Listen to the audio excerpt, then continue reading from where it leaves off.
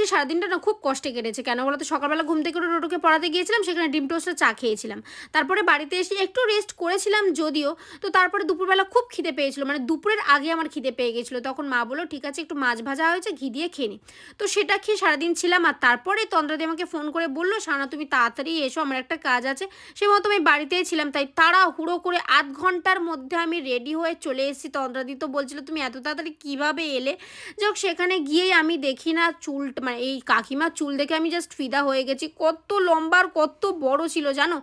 তারপর একটু Thums up খেলাম আর কাজ কাম মিটিয়ে আমরা চলে আসলাম। আর আমার বাড়ির রাস্তা দেখো এখন বাজে 8:30 থেকে 9:45, পুরো রাস্তা ফাঁকা, বলতে গেলে কেউ নেই।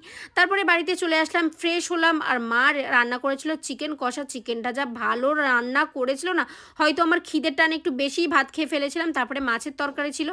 ওই জন্য বললাম সারাদিনটা অনেক কষ্ট হয়েছে। তোমাদের কেমন লাগলো অবশ্যই কমেন্টে জানাতে ভুলো না। আজকের মতো আসি, টাটা।